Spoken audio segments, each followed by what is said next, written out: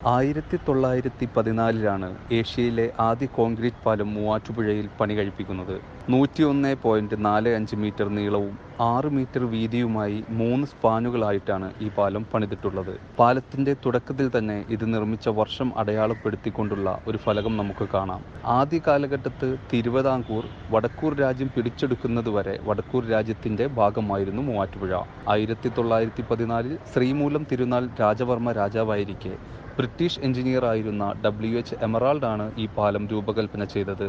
ഈ മൂവാറ്റുപുഴ പാലത്തിനെ കുറിച്ച് ഒരു കഥയുണ്ട്. ഈ ഒരു പാലത്തിന്റെ ഉദ്ഘാടന സമയത്ത് എമറാൾഡും അദ്ദേഹത്തിന്റെ ഭാര്യയും കൂടി ഈ പാലത്തിന്റെ ശക്തിയും സുസ്ഥിരതയും മറ്റുള്ളവരെ ബോധ്യപ്പെടുത്തുവാൻ വേണ്ടി ഈ പാലത്തിന്റെ അടിയിൽ ബോട്ടിലിരുന്നു. എന്നിട്ട് 15 ആനകളെ പാലത്തിലൂടെ ഒരുമിച്ച് നടത്തി. നെഹ്റു പാർക്കിനെയും കച്ചേരി താഴത്തെയും ബന്ധിപ്പിച്ചുകൊണ്ടാണ് ഈ പാലം നിർമ്മിച്ചിട്ടുള്ളത്. തിരുവിതാംകൂർ കൊച്ചി സംസ്ഥാനത്തെ പ്രധാന വ്യാപാര കേന്ദ്രമായിരുന്നു മൂവാറ്റുപുഴ.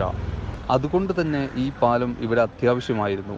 ഇംഗ്ലണ്ടിൽ നിന്നാണ് ഇതിനു വേണ്ട മെറ്റീരിയൽസ് കൊണ്ടുവന്നത്. ഗതാഗത തിരക്ക് കൂടിയതോടെ 1970 ഈ പാലത്തിനോട് ചേർന്ന് തന്നെ ഒരു കോൺക്രീറ്റ് പാലം നിർമ്മിക്കുകയും ചെയ്തു. 110 വർഷം പൂർത്തിയായിട്ടും ഇപ്പോഴും ഈ പാലം പ്രൗഢിയോടുകൂടി ഇവിടെ സ്ഥിതി ചെയ്യുന്നു.